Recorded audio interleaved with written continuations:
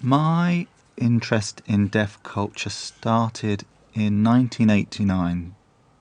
The Deaf Way conference was held in the United States, and I'd been phoned to ask me to speak there on the subject. I didn't really know why they were asking me. It wasn't something I knew a lot about. I'd been mainstreamed anyway. They were very persuasive, and in the end I flew over and gave my presentation on deaf culture. When I was preparing for the talk, I realised there was very little existing information on deaf culture and how significant an issue it was, and that somebody would be doing research into it. There wasn't anyone doing it, so I decided I'd take this on. My background and interest was in culture generally. I had an MA in cultural studies already, looking at British and American cultures. So when the subject of deaf culture came up, there was an obvious connection, and things developed from there. The issue made a significant impact on me. At the time, all the talk was of sign language. That was all you heard about. The focus was on collecting video footage of sign language for linguistic research and analysis. All external manifestations, not the person. That's fine, but what about the person's being, their philosophical view, their lives? There was nothing. There was no interest in the person. They had no voice. They were just subjects of linguistic research. And that was the key. 2 words, no voice, explaining the internal life of the deaf community, their philosophy, perspective, their politics, looking from the inside rather than the outside. When I left school, I met the same girls who had been in my class, as well as the girls who had been in Group 9, that deaf and dumb section. And what was interesting was suddenly the labels, the distinguishing labelling that had been ascribed to us was gone. We had been told that the girls in the Group 9 section, the deaf and dumb section, were stupid. They weren't. They were normal people. They were like people you meet every day. It would be the case that they simply became one of us, so that stigmatization was forgotten about.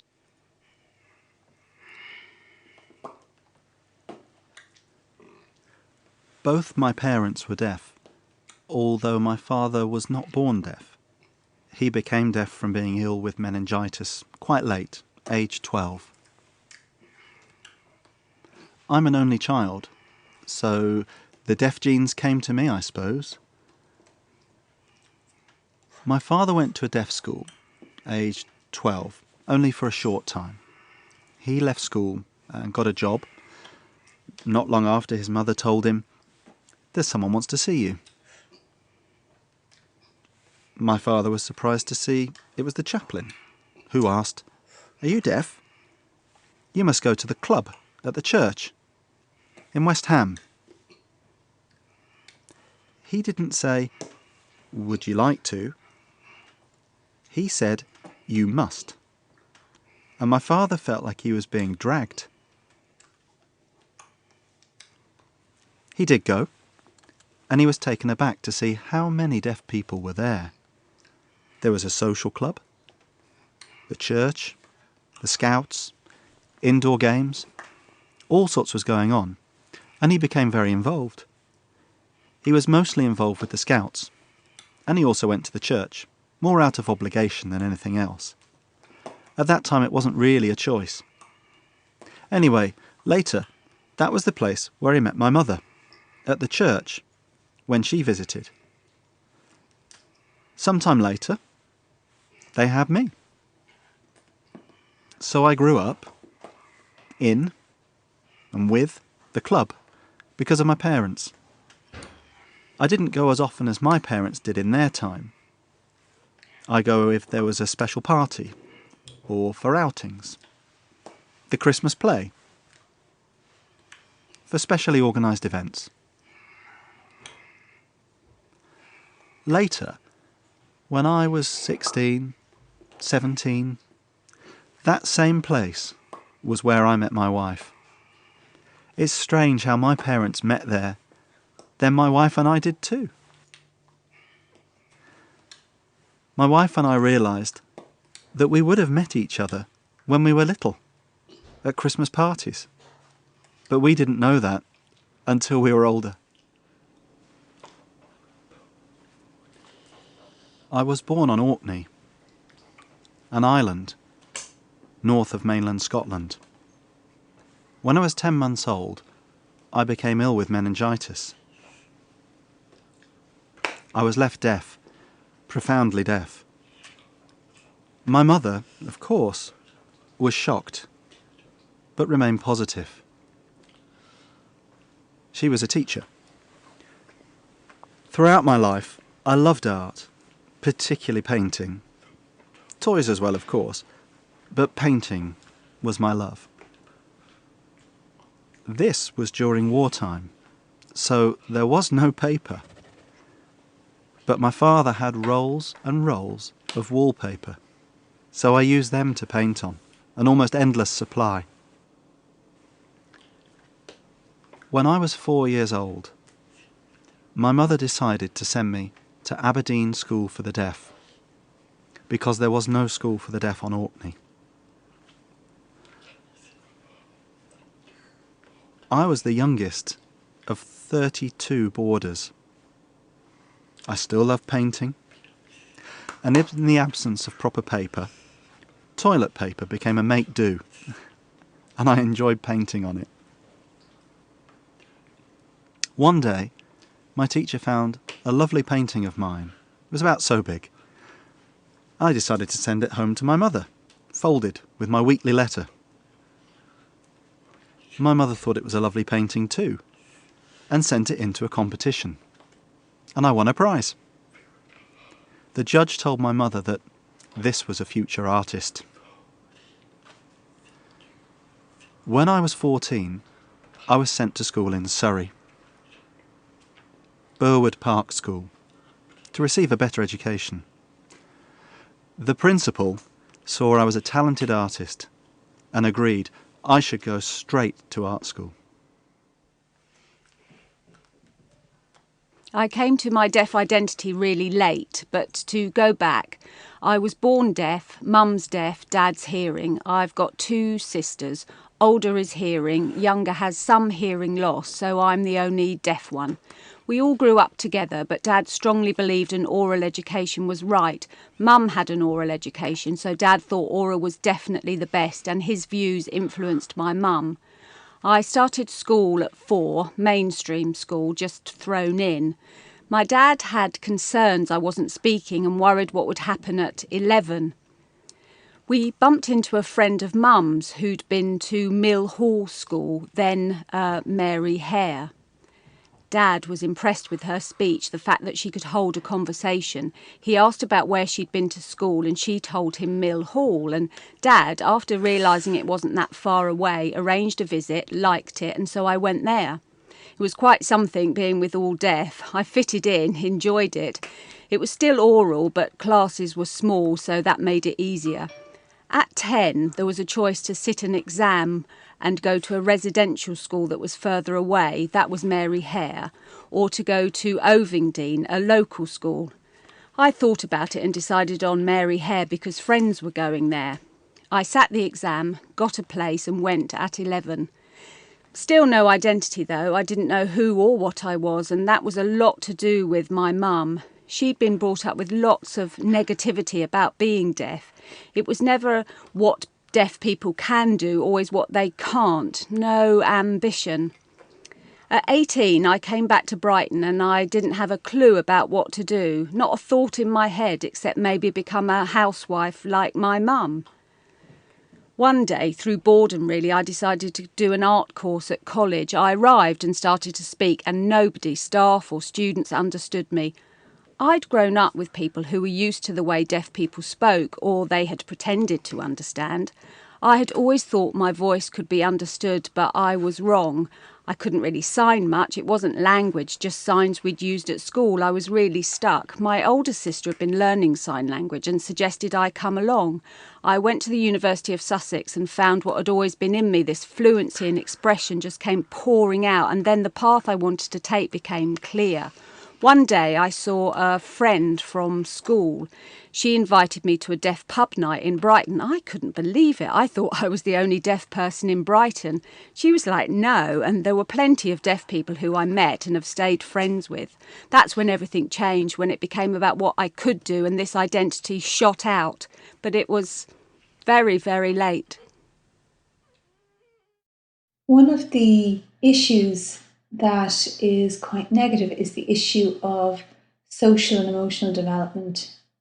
And I believe this links in with the idea of liminal identities, the kinds of awareness that a child has when they realise that they're different from everybody else and the fact that they cannot change who it is they are. For example, if we look at adoption, there is the fact that a family in Ireland might adopt a child from China, and people know that the child is different. They look different. We know that they have a different culture in their family of origin. And when this child sees other Chinese people, they'll recognise that they have a different language, a different culture, a different set of national festivals, identities that they don't necessarily know about or fit in with. And this is one of the reasons why today, when a family adopts a child from abroad, one of the obligations on them is to become conscious of and aware of and encouraging of that child's other original set of identities linked in with their culture and language, for example. So this would mean that for a child who comes from China originally, that the family would engage with the Chinese community in Ireland and would participate with their adopted child in festivals that celebrate Chinese culture, so that the child grows up knowing what their culture is. Now, if we take that example and apply it to the situation of mainstreamed deaf children, there is nothing like that. They're part of the mainstream community, but they don't have access to deaf role models. They don't have access necessarily to sign language. And these things would actually help to delimit the negative emotional stresses placed on the child. And of course, I have to stress that this is simply my view. My family are devout Muslims. They moved as a family from Africa to England to London. I was born and raised in this country and because of a lack of information knew very little about being a Muslim. I had one auntie who was also deaf. She communicated in sign language but not British sign language, so I couldn't understand her. She tried to explain the do's and don'ts, the orthodoxies of the Muslim religion, but at that time it was just felt like pressure, nothing I could really engage with. One Sunday my parents decided we should all go to the mosque, the whole family, all of us together. I was really excited about that, the 6 of us setting off on an adventure. We arrived at the mosque and there was lots of Arabic writing on the walls and we were expected to listen to the lectures, take notes, study. Well, of course I didn't know what was being said. I remember the smell of the food was delicious, chicken, rice. I loved that. Eating the food, enjoying it, that made me really happy. I liked that part of it but still knew nothing about being a Muslim. Up until the age of 11, I'd been educated in a mainstream school in London, but then my parents decided a deaf school would be better for me, a signing school. So I went to Doncaster School, which was great as it was all signing, but the shock was that everyone apart from me was white. I was the only Asian child there. I just got on with it, got involved, but still didn't give a thought to being a Muslim or what the Muslim religion was. I came back to London at 16. My parents thought I was becoming a coconut, brown on the outside but white on the in. But even with that, I didn't give religion much thought.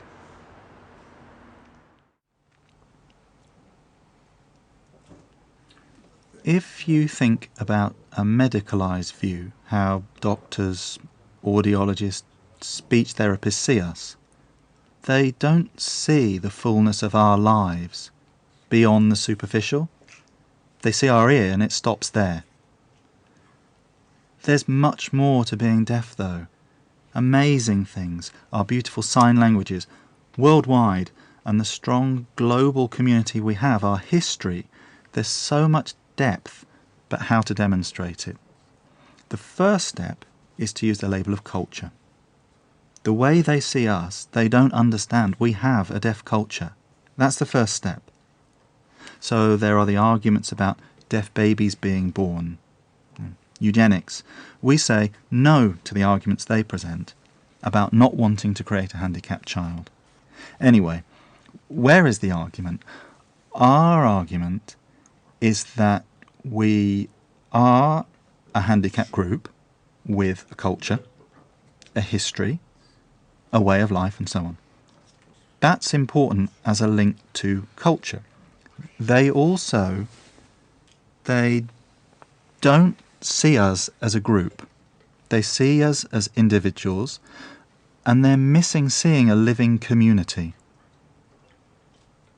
The response is that we are individuals in a community, and that culture means we have our traditions, ways of being, beliefs, cherished values. They don't understand that when they only see individuals. For example, we want deaf schools to continue. Deaf schools are important. Sign language is important. They say, well, you say that, but other deaf people say differently. But this is a group belief. Cultures have shared beliefs and values, see? And group traditions and heritage. So this word culture empowers me to argue with them and say, this is our tradition in our group. If they only want to see us as individuals, they're wrong.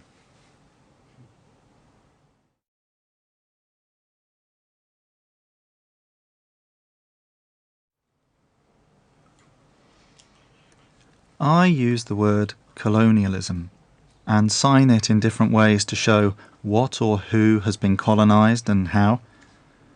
I use the term because both deaf and hearing writers, when writing about us, write frequently about our oppression. Oppression, boo-hoo. How does that help in terms of an analysis? We need other terms to help us understand how to analyse oppression. Colonialism is one way. When the British sailed to Africa, entered countries, made laws to prevent the use of indigenous language and culture, imposed the superiority and arrogance of the British way of life and the English language on the people, that is what oralism does. Preventing the use of sign language, throwing out deaf teachers, abandoning our culture. Making this connection started my investigations and reading, making comparisons and connections, helping us understand the process. For example, the oppressive process of colonisation, which subverts people as inferiors to the coloniser, is what happens when deaf people think that hearing people must be smarter because they're hearing. That stripping of self-confidence, that shift from big D deaf to little d identification, it's the same process that we see in traditional colonisation, an exact parallel. If that's understood, it helps us to move forward. Awareness of the colonising process means we can be individually equipped to oppose it.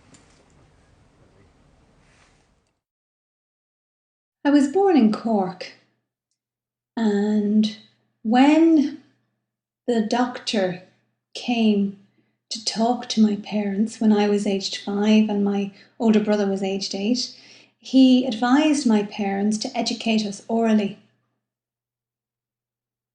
At that time, there was a school for the deaf in Dublin, and my cousin lived in Dublin, so we went to visit St. Joseph's School in Cabra, but because of the fact that they were using sign language to educate the children, my parents decided that wasn't suitable for us, so instead they investigated the possibilities of sending us to Boston Spa School for the Deaf, a Catholic school, 14 miles or so from Leeds in the UK.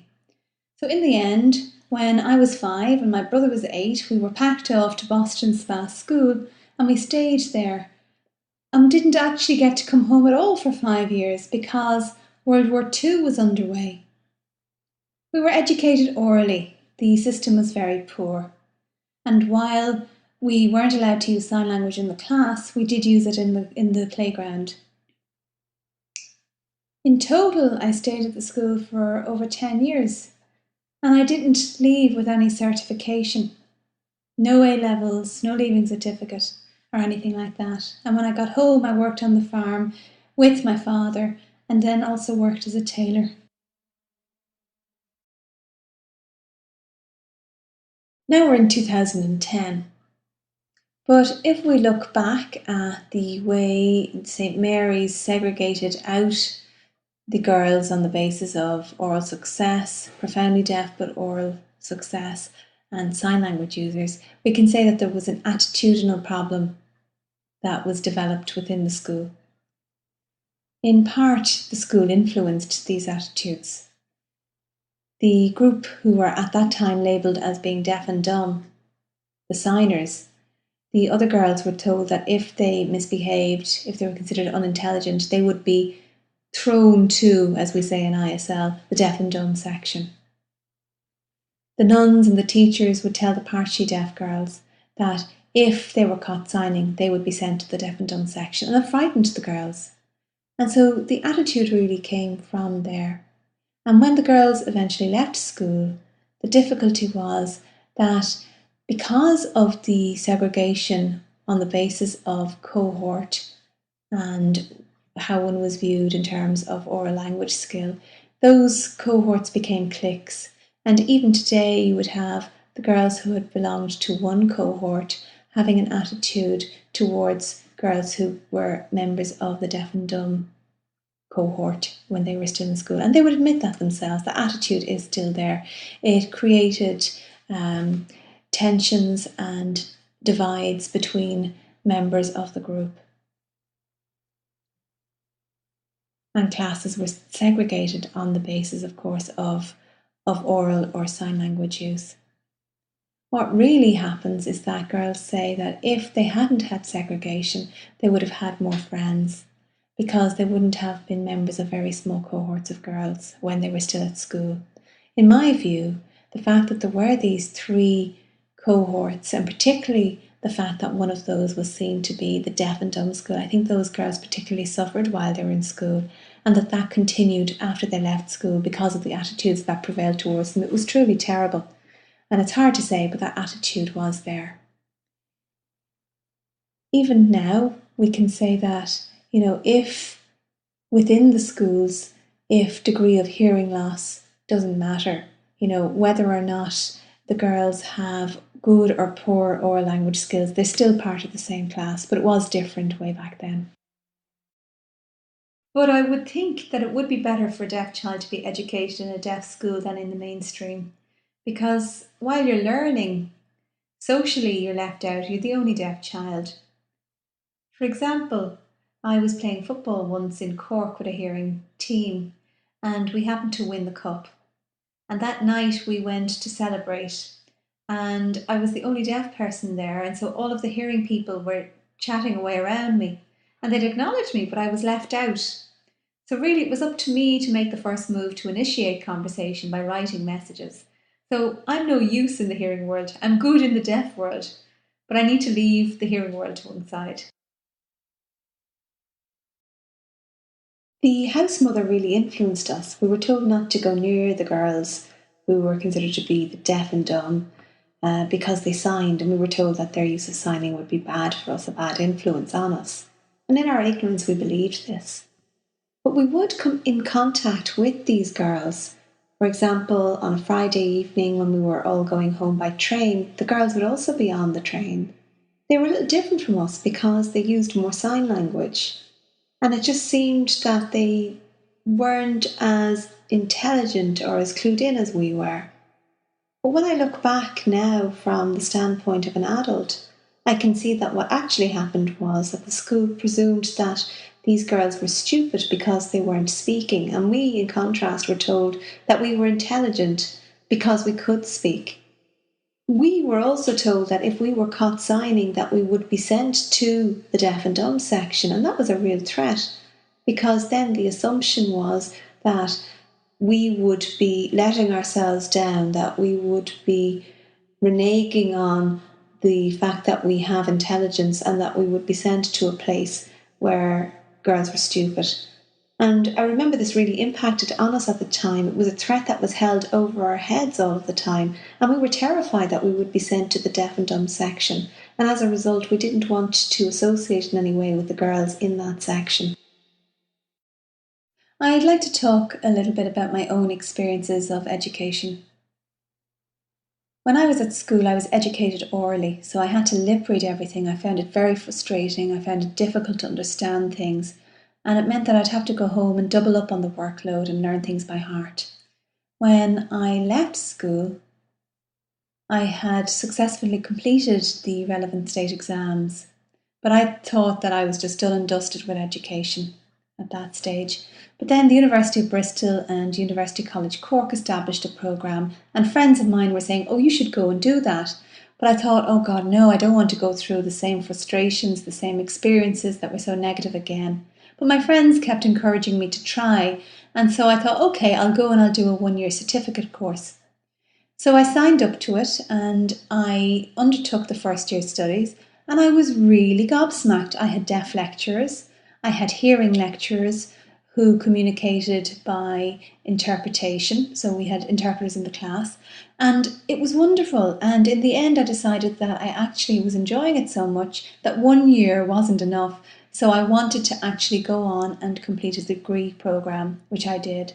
And it was incredible because the whole experience opened my eyes to the possibility of a positive educational experience, which was very far removed from the negative, frustrating experience at school.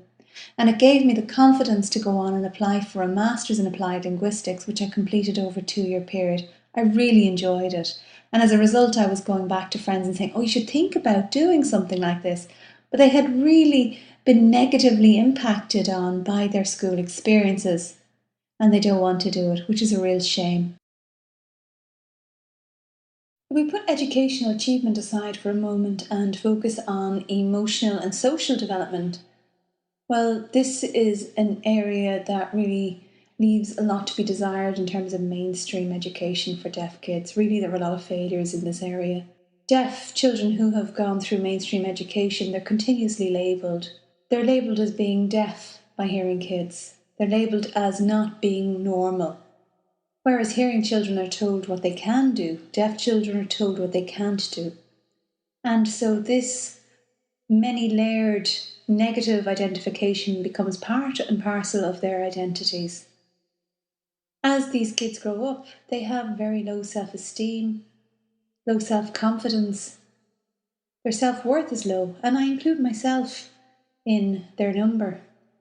You think everybody else is better than you. There's the same element, of course, within the deaf community, but there are also serious differences there. If you look at young deaf kids who've gone through the schools for the deaf, they're very confident in approaching people and asking for what they want. Whereas deaf children who've gone through the mainstream don't. They tend to feel that they're outsiders in the group, that they're on the outside looking in. There's that kind of attitude that prevails. A lot of deaf people who've gone through mainstreaming, they feel that they're outside of the deaf world, that they feel that they're the only deaf person in the world. They think that they may never get married, never have children, never get a job. And they believe this because they don't have access to deaf role models. You don't necessarily have parents or teachers who are encouraging them and telling them that they can be whatever they want to be. And children can be cruel. Regardless of what they may intend, they can exclude deaf children. In primary school, kids may be very accepting, and in mainstream, it can be fine. But as children go on to secondary school, the divide can become much more noticeable. At second level, things change. Children's emotions change, and the labels become larger, more difficult to bear. It can be a very emotionally disturbing time for children. There can be conflict arising in their lives. A lot of deaf children are angry, and sometimes they carry that anger with them through to adulthood. Some of the anger is to do with how they've been labelled, and they can't get rid of that. So socially, emotionally, sometimes deaf people who've gone through the mainstream can be behind on these things. They may not have had any partners in their lives. They may not be married. And if you compare and contrast the deaf community, it's interesting to see that actually deaf people who've gone through deaf schools are potentially more inclined to have hearing partners than those who've been through the mainstream.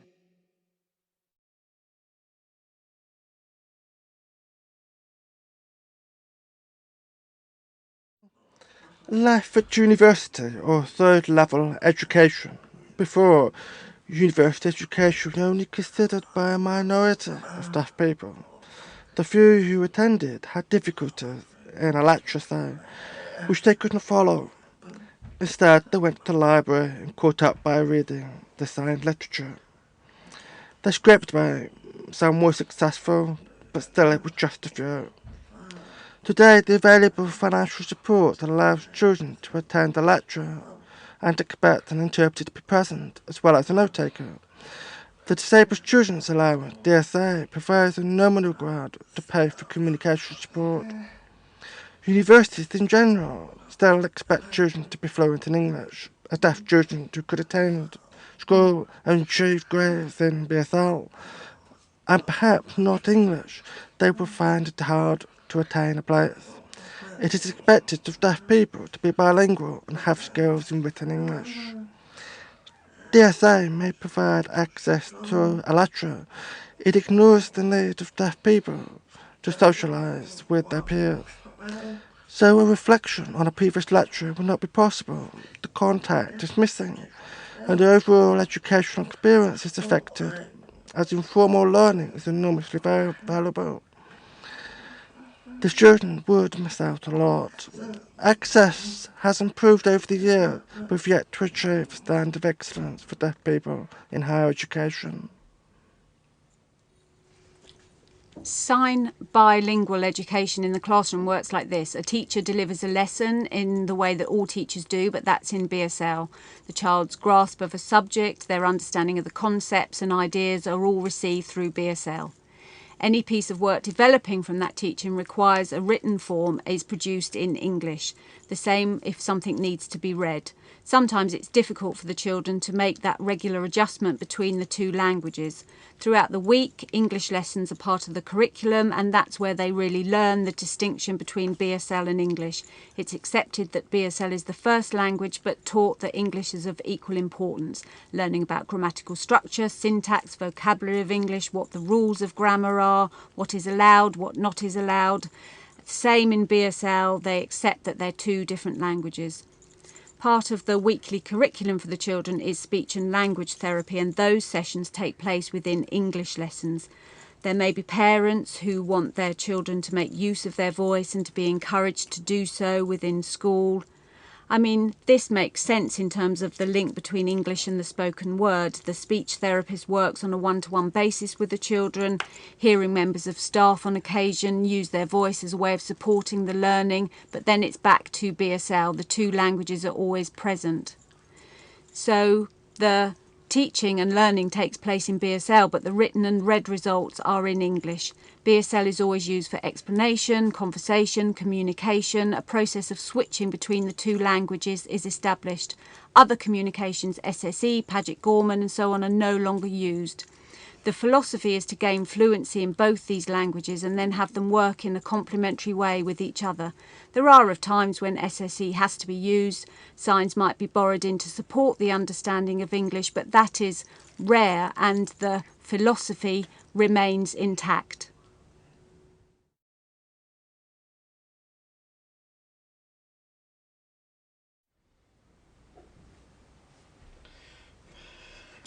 My career before I set up the interpreting service was with a deaf charity, where I had a deaf person as my manager.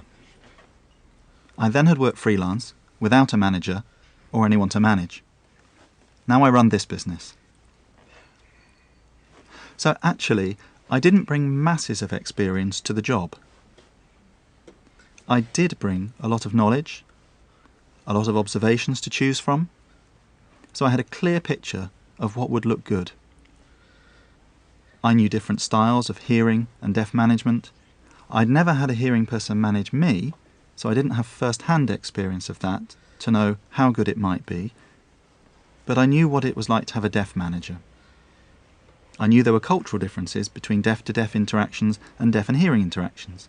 It's important not just to stop at saying deaf and hearing people work differently, but to work out how to get advantage from that. using situations to work well together.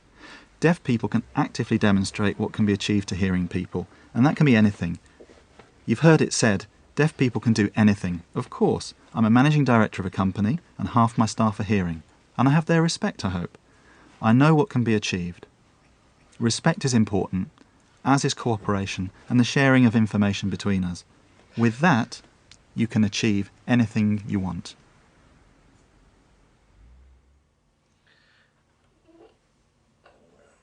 Before today, one can wonder how deaf people found work. In actual fact, they were working. Most inherited their vocation from the parents, whereas the daughter would learn from the mother, the son from the father. Such as the blacksmith would teach the son how to repair a horseshoe, and this would become the son's vocation. So, did deaf people have work in those days? Yes. In the Industrial Revolution, the nature of work changed when the farmers were brought off the field and migrated to work in the city.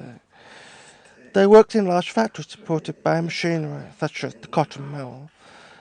Deaf people tried to find work in the factory, but they couldn't. The culture was sound-based, relying on whistles and calling out to get people's attention.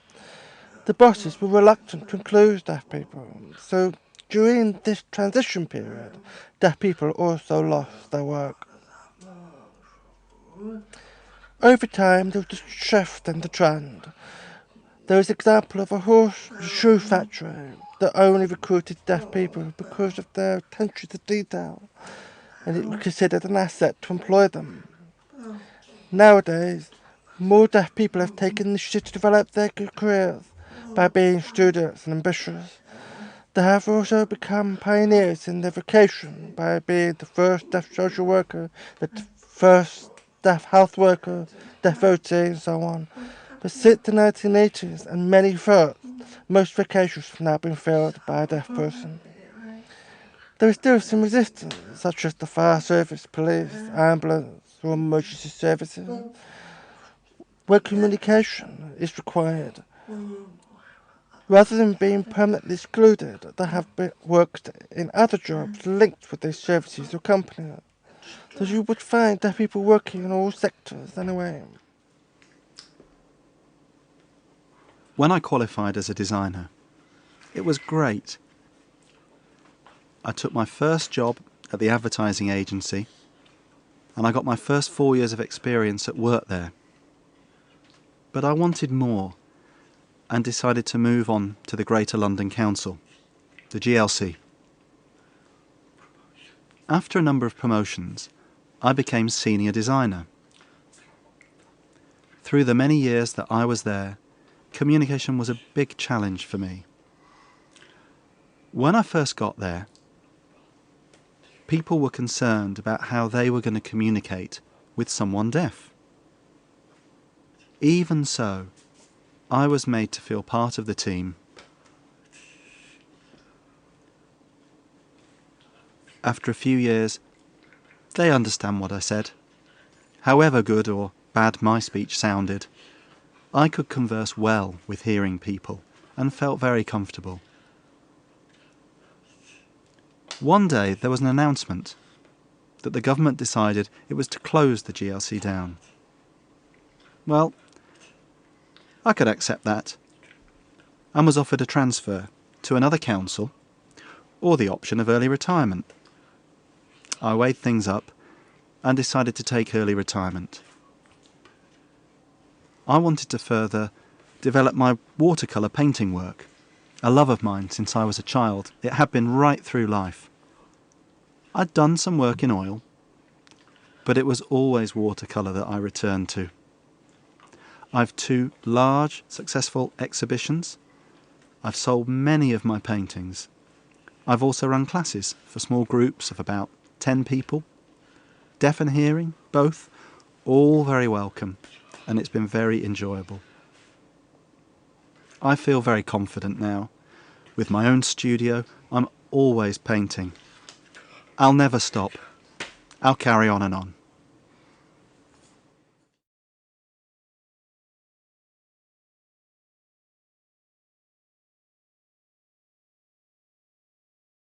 didn't choose to be a tailor. I was simply told that that's what I was going to be by the school, in the same way my brother was told he was going to become a carpenter. The irony was that when we left school, my brother couldn't get any work as a carpenter, and so he trained as a tailor instead. My dream when I was a school kid was to be a footballer. Every time we had a break from our oral classes, all I would do was play football. It was always my dream, my complete addiction, and it remains so to this day.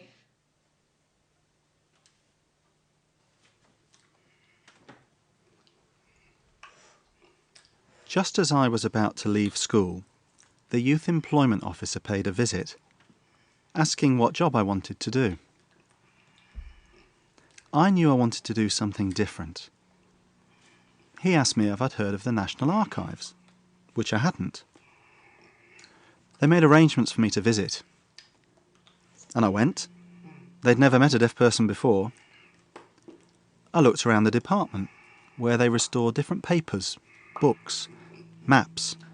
Found it very interesting. I went back to the youth employment officer. They asked me if I'd like the job. I said yes, but that they wouldn't offer me the job, as I was unsuitable. Leave it to me, they said, and made a phone call. After that, I got a letter to offer me a 3-month trial. That first job lasted 44 years. During my time working there, West Ham Deaf Club asked me if I knew that they were about to celebrate their centenary in 2005. 100 years since they were founded in 1905. I asked if they had any materials. They said they didn't. Well, I said, I'll try my best for you, and went to the local library to begin my investigations. I discovered how and when the club had been established. I also asked my mother and her friends if they had any old photos, and I got those. Also, my father had photos too, so it was great to get hold of those. So I got a really sizable collection together. That was 12 months of preparation work for me. And for the big day, I was privileged to be asked to be their guest of honour. I gave a brief speech, there were photographs, a wall display, and a banquet. A few of the mothers felt that after the day of celebration, there should be a book published, so that the history wasn't forgotten.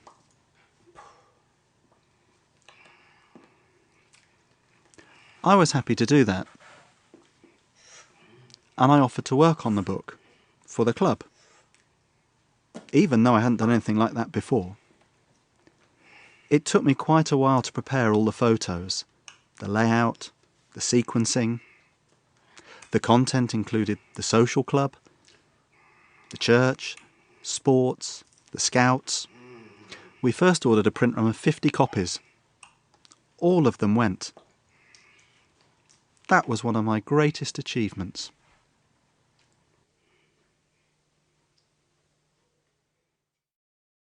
I don't know how it happened that I started to feel that I fit in. But I did this film course, and it was one day a week where we did sound testing, but I couldn't take part in that. So the director of the course had an idea. She was friends with the director or producer of a programme for the deaf. At that time it was called Sign of the Times. And so she would send me once a week for work experience to work with this person.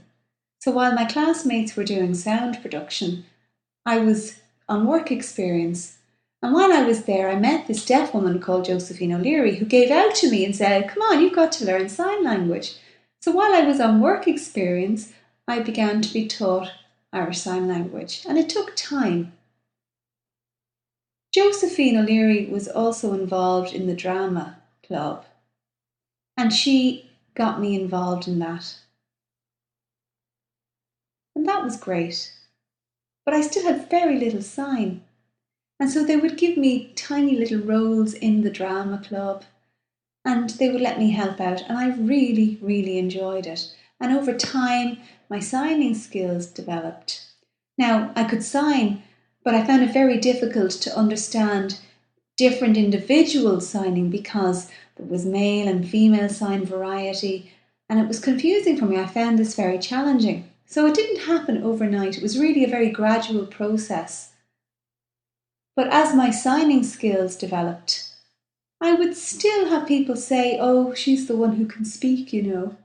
I didn't fit in fully to the deaf community. For a long time, I felt like an observer on the outside looking in. But really, one day, about 7 or 8 years after I started to get involved, I was in my mid-20s at the time, somebody tapped me on the shoulder to get my attention, and they signed to me, and I responded to them without thinking.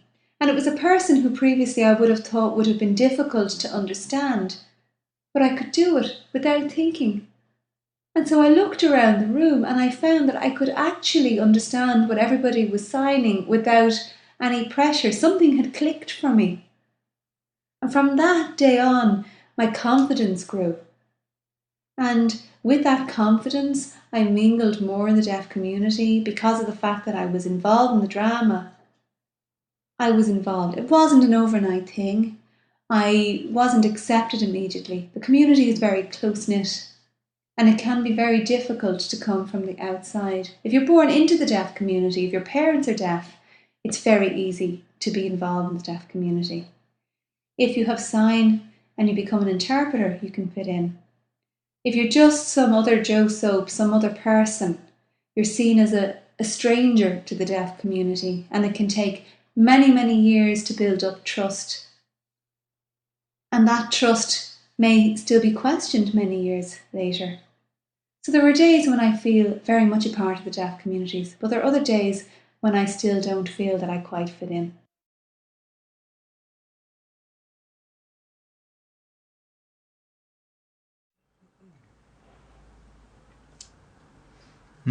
I identified my ideas of deafhood at the time for many reasons. I can't go into them in depth for the purposes of this interview. The overriding aim was to acknowledge the value of the deaf experience, their rejection by society.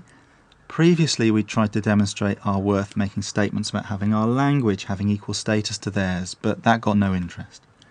There wasn't an interest in our human rights either, or in arguments that we have a unique culture of equal status. I was left thinking, we need something else here. The problem was in their view of us, framed by the word deafness, and that ness is part of a medical vocabulary. We needed another term to counter that one, and one day it came to me, or was given to me by a deaf god, deafhood. It just came. So I coined it, I wrote about it, not thinking too much of it. Then I realised it was actually fantastic in how much depth it captured. For example, deafhood is about owning the experience of being deaf, our communication, culture, traditions. Their word, deafness, is about the ear, end of, diametrically opposed. We've provided a clear challenge to their view of deafness. Another example, deaf studies. The deaf in that title is from which perspective, theirs or ours? Deafhood makes it very clear and distinct. It's our definition. The first step is to be clear with them. We're different. If they want to understand that in depth, go and read up on it. You may be humbled. The impact that use of the word has is in its adoption around the world by deaf people. Elated, celebrated in finding it. It has had a profound effect on them. I hadn't realised I should have been ready for that. There are deafhood workshops, organisations, websites. It's touched their core and made a deep connection. I think that's because deafhood is the sum of its parts. All the things talked about, culture, language, community, politics, All those things encapsulated in that word, that's what's made an impact on them. Hopefully, next, hearing people will feel its impact.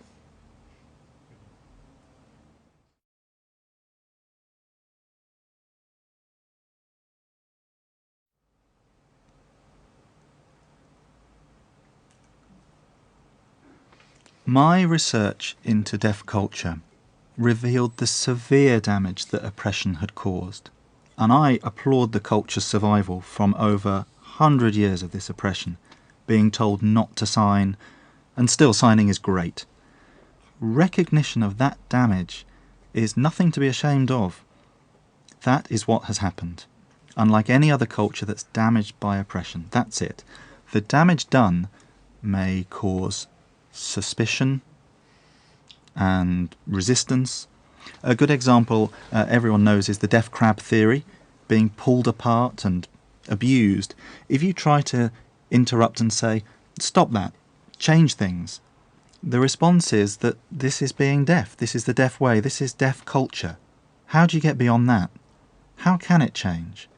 We needed another word, another idea for us to get around that impasse. And deafhood is the word.